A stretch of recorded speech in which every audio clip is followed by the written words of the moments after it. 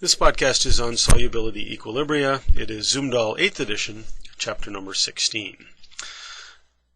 Silver chloride is a material that you've normally thought of as being insoluble, but in fact, it is soluble in the equilibrium described above. And it turns out that since it's an equilibrium, it has a K value, and we call it the Ksp, where Sp stands for product constant. Magnesium fluoride is another compound, silver carbonate, and calcium phosphate. Those are all compounds which are marginally soluble, and they have Ksp expressions. And notice that the Ksp expression is what you would expect. It's the products over the reactants, but since the reactants are all solids, they're not included. Now, it turns out that you can make some assertions about how compounds will dissolve if, for example, you were to take the concentrations of the ions, multiply them together and get the quotient, the Q, compare it to the Ksp. This would be relative to Le Chatelier. If Q is less than Ksp, then the reaction is shifted such that there's no precipitate formed. If Q equals Ksp, we have pure equilibrium. That's a saturated solution. You wouldn't see a precipitate. And then if Q turns out to be greater than Ksp, you have a supersaturated solution, or a precipitate will form. Or if it is supersaturated and you add a seed crystal, it comes out. There are tables of values for KSPs all over the place. This is out of, I believe, the 6th edition. It's 15.4, not 16.4 as it is in the 8th. And these values range from 10 to the minus 4 up to 10 to the minus 50 something, like mercury 2 sulfide. Molar solubility is a definition that we use. It's the number of moles dissolved in a liter in a saturated solution. And when we say what's the solubility, we're talking about the number of grams that's in a saturated solution as well. If you get the solubility of a compound, you can work through and calculate the Ksp. Or you can go the other way around. Given the Ksp, we can work through and do the solubility, which is what we're going to do. For example, what's the solubility of silver chloride? Grams per liter. Here's my balanced equilibrium expression. The Ksp is 1.6 times 10 to the negative 10. That came from the table. You do your classic ice chart and come up with the expression Ksp is equal to S squared. So solubility is the root of the Ksp, which is 1.3 times 10 to the minus 5. What that means then is that the silver ion and the chloride ion, in this case, because of 1-to-1 stoichiometry, is 1.3 10 to the minus 5 molar. So the solubility of silver chloride is 1.3 times 10 to the minus 5 molar, which when you run the calculation, we end up with 1.9 10 to the minus 3 grams in a liter, which is not very much, of course. The Ksp expression, when you put it into the ice chart, you get a variety of predictable results. If you look at silver carbonate, the cation is 2s, so you would have 2s quantity squared. It works out to a 4s cubed.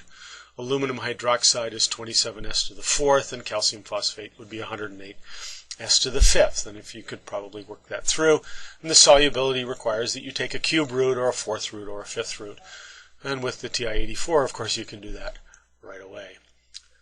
Now, the common ion effect enters into all of this as well. You will remember Le Chatelier's principle and equilibrium, that equilibria shift in a certain way. This applies in the case of something like lead-2 fluoride. If we were to dissolve it, what's the solubility of lead-2 fluoride in a solution that's already 0.01 molar in lead? Well, you go ahead and put down your initial values and the 0.01 shows up, and so now we end up with a Ksp expression that has S plus 0.01 times 2s quantity squared, which would look like we'd get a cubic, but as we did in acids and bases, we can assume that the solubility is probably going to be very low because it's the product that gets 10 to the minus 8, so the Ksp reduces to 0.01 times 2s quantity squared, and so we end up with the solubility equal to the square root of the Ksp divided by 0.01 times 4. That's 2 squared, of course. We get a value of 1 10 to the minus 5, and if the lead concentration is 1 times 10 to the minus 5, the fluoride is 2 times 10 to the minus 5, and the solubility is, when, of course, you work it through and do the calculation, you end up with 2.5 10 to the minus 4 grams per liter. Quite a bit less than if it was just the pure water solution. It's also possible to predict whether or not a precipitate is formed if you're going to mix some solutions. Here we have a small amount of sodium hydroxide added to 1 liter of 0.1 molar calcium chloride. recognize that since I'm talking about a hydroxide, I could be giving you a pH value of a certain volume of solution and ask you to work this through. Obviously, you would use the pH value to calculate the concentration of hydroxide before we start. Anyway, in this case, the ion present, sodium hydroxide, calcium, and chloride. The only possible precipitate is the calcium hydroxide.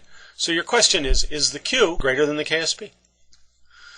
The calcium concentration is essentially 0.1 molar because we're going to add 2 mils to a liter, which won't change the volume hardly at all. The calculation of the hydroxide concentration is slightly different. It's 0.2 moles per liter times 0.002 liters divided by the 1 liter. It's 4 times 10 to the minus 4 molar. You then calculate the Q by substituting them in to the calcium and the hydroxide quantity squared. We end up with 1.6 times 10 to the minus 8 as the value. Comparing that to the Ksp, we see that the Q is less than the Ksp, so no precipitate forms.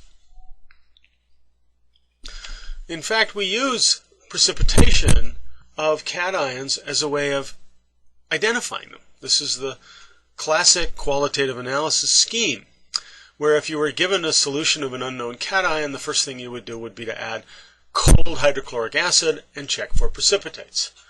And if you got one of the three in the blue there in group 1, then you would continue to try and identify those. But if nothing happened, you would then take your solution and you would add H2S.